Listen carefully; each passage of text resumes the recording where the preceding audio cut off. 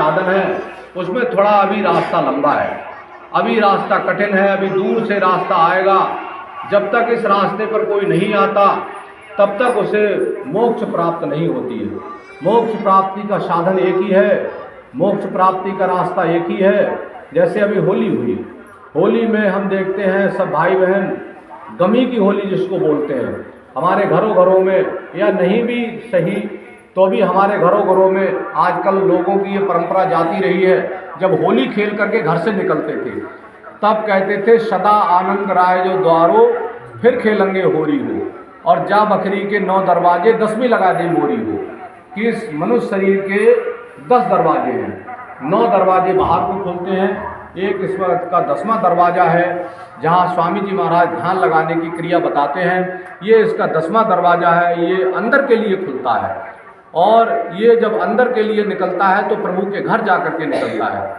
इसीलिए महापुरुषों ने, स्वामी जी ने और सब नीचे के जो भक्तियां हैं, जो रिद्धियां हैं, सिद्धियां हैं, नीचे के बहुत सारे साधन हैं, चमत्कारी साधन हैं, सबको छोड़ करके सीधे आज्ञा चक्र की बात करी स्वामी जी महाराज ने। सारे चक्रों को नीचे छोड़ दिया, सारे जो है कुंडलियों के जागरण और सारी सिद्धियां सब स्वामी जी महाराज ने छोड़ करके सीधे आज्ञा चक्र की बात करी।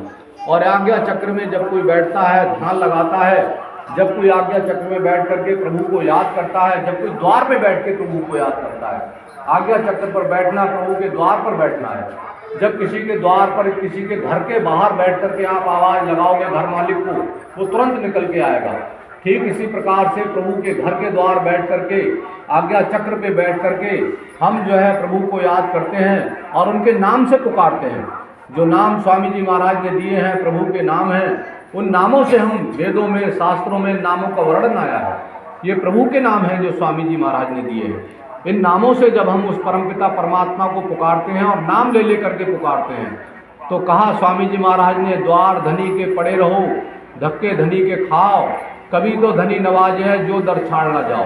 कि जब तुम जो है पुकारते रहोगे, दरवाजे पर बैठे रहोगे, तो जो है वो परमात्मा दयालु है, कृपालु है, दीनबंधु है, और जो निश्चित रूप से जो है दया करेगा, निश्चित रूप से कृपा करेगा, और एक दिन जरूर जो है दया मेहर करके और वो जो है रास्ता खोलेगा और हमें जो है अपने घर वापस बुलाएगा। और इसमें जो है गुरु प्रभु की बहुत बड़ी सहायता, बहुत बड़ी मदद हमारे जीवन संग्राम में मिलती है। गुरु सहयात्री होते हैं हमारे अंतन में, हमारे जीवन संग्राम में गुरु जी हमारी निरंतर मदद कर देते हैं। और जब तक जो है हमें सचखंड अपने घर वापस नहीं पहुंचा देते, तब तक किसी जीव को गुरुजी नहीं छोड़ते हैं।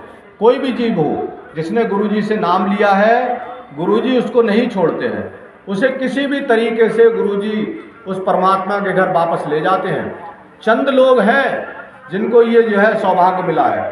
अगर आप एक नाली में, छोटे से गड्ढे में चले जाओगे, इतने कीड़े आपको मिल जाएंगे, एक जिले में इतनी बस्ती नहीं मिलेगी आपको। ये चंद जो है जीव हैं जिनको ये मौका मिला है कि वो गुरु जी की याद कर सकें, परमात्मा की याद कर सकें और अपने निधाम को वापस जा सकें। तो ये गुरु जी की कृपा से हमें सौभाग्य प्राप्त हुआ है और हम अपने मनुष्य जीवन को सार्थक कर रहे हैं।